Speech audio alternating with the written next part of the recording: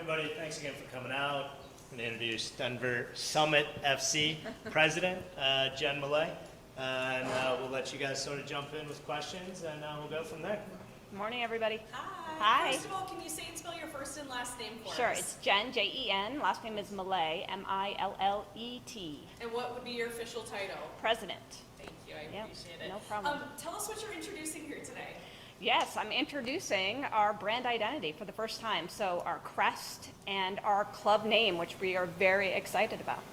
Tell us some of the thinking that went into the name. How did you guys pick it? Yeah, so like a lot of things about this club, you know, it really starts with the community. And so when the ownership group went out and sort of went through the process of naming the club, they really wanted that feedback and making sure that the community had a really strong voice in what we were going to call ourselves. And so we took it out to a fan vote, and we got over 15,000 submissions on that. And Denver Summit FC was the clear favorite.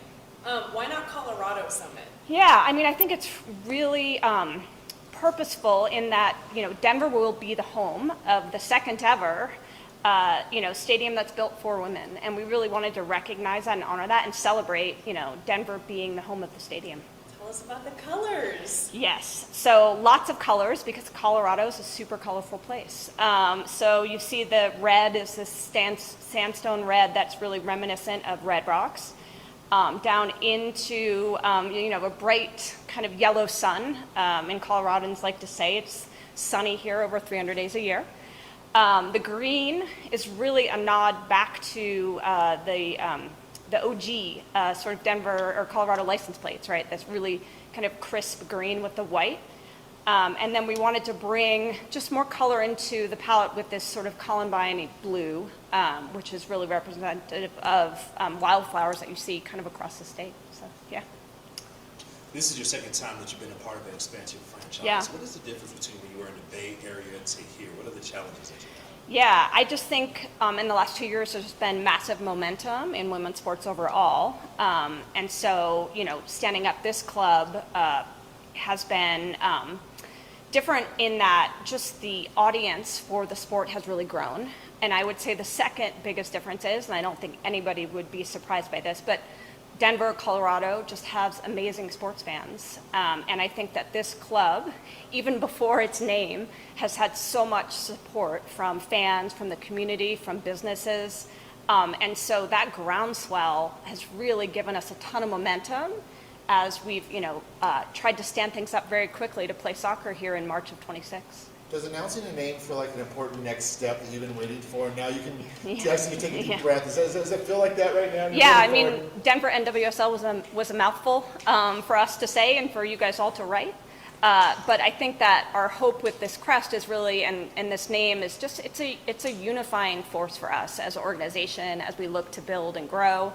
But I also think it's important for fans to really attach themselves more closely to the club, to be out wearing hats and shirts with the club name. They've waited a long time to have that opportunity, so we're excited, about bringing that forward. You mentioned fans. What's it like walking around and getting the reaction of the fans back to you, the feedback? What's it been like? Yeah, I mean, most of the feedback for now, because it's only been a couple hours, has been digitally, and it's all been really positive. So we're really excited to see fans excited about the marks, the color, the name, and so that's been super fun this morning. So sports fans may think, oh, the Summit sounds familiar. What did it take for you guys to secure that name? Because I know there was another team called that. Yeah, I mean, I think, as we went out and put this forward as an option, we knew there was another team in the market with that name. And like everything, in Colorado, it's a conversation, it's a collaboration. And I think we ended up in a mutually beneficial agreement around it. So. How important is for the team the Latino community? Massively important, right? The soccer is a global game. Our fans are global, and we know there's a huge population of Latinos here in Denver, in Colorado, that love the sport, and we want to make sure that we're inclusive, to all of our fans and create an environment where everyone can come and enjoy the club and have fun at our matches and follow our team. Moving forward, what's next for merchandise? What can people expect? Yeah, so we're rapidly replenishing our store as we speak. Our online store, but I would say for fans here in the market, if you come to our event on Saturday at McGregor Square, we will have even more merch available there. So this is an initial run that you've seen on our website. live today, but more will be replenished. Kit obviously will be coming, not until we get closer to the start of the season, but we're really excited to unveil our first ever inaugural season kit, probably, in the early spring. You just said that crisp green. Yeah. What does this mean for the fan identity too? Yeah, I mean, I just think, again, we've got so many fans that really attach themselves to the green and the temporary brand. And not only did we get a lot of feedback from fans around the name, but we also heard from fans, even in this sort of temporary state with NWSL, that they love the green and that they really identified with that green. And so pulling that into, our permanent branding was really important. Is there going to be a mascot? TBD, we're exploring. We've got so much to do in such a short time. And we've got some really fun creative concepts for mascots that we've dreamed up in very late night meetings, and we went back in the morning and we're like, is that a good idea? So we're working on some options and hoping, if we find the right mascot that we feel great about, being able to pull that forward. Now that you guys have a name, you've got your look, what sets this franchise apart from all of the other ones out there? Yeah, I mean, this franchise started as really a grassroots fan movement, right? This were a group of people, a group of Coloradans that said, we need women's soccer here. And they really started that movement and brought in Rob Cohen and this ownership group to make it a reality. And I think the big difference for us, and something we're very intentional about and want to be going forward, is that the fans have a voice. And continue to have a voice in this club and shaping it and building what we're doing. And I do think that will be a differentiator for us, in NWSL.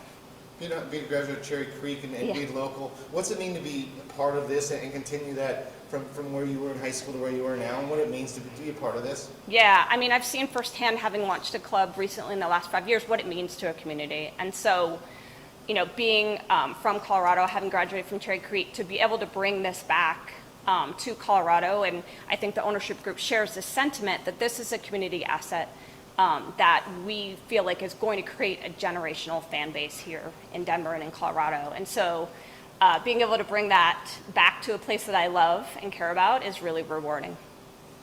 I know when the team was first announced, there was a huge influx of people that wanted season tickets. I think there's like 2,000 tickets sold then. With now a name being announced, you expect there to be even more, or has there been a steady increase in ticket sales? Yeah, we've seen a lot of activity and fans really just wanting to be a part of what we're doing.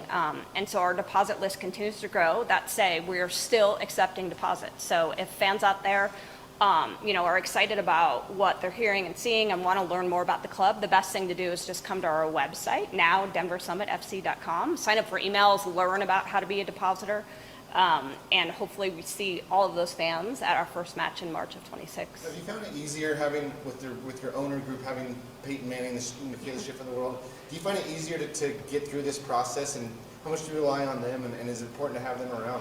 Yeah, I mean, it's amazing to have former athletes, I shouldn't say former, as part of our ownership group. But I would also just say having, fourth and fifth generation Coloradans as part of this ownership group is even more, in some sense, impactful.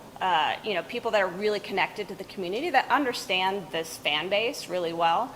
And so having Peyton, Michaela, as representation of athletes, but also having these fourth, fifth generation Coloradans, just makes us a well-rounded group as we look to make decisions that are in the best interest of the club and the best interest of fans. Obviously, today's a big step. What is the next big thing on the to-do list? Gosh, I can't even look at the next thing.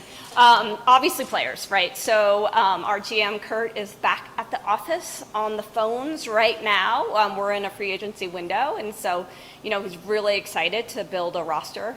And so that's a primary focus for us on the sporting side. And we on the business side are super excited to work through a plan of how to welcome these players, either to Colorado or back to Colorado. So that's a big sort of milestone that you'll hear about next. I was going to say, what's the general time? Sorry to follow. Yeah. Just what's the general timeline on when we would learn who's going to be playing? Soon. Yeah. We have the Rocky Mountain Cup and Clásico between Rapids and Real Salt Lake. We start talking about a Clásico between Denver Summit and Utah Royals. Yeah, I mean, it's one of the great things about NWSL and also global soccer is our ability to just schedule friendlies, right? And create these tournaments, create these experiences for fans and players to participate in.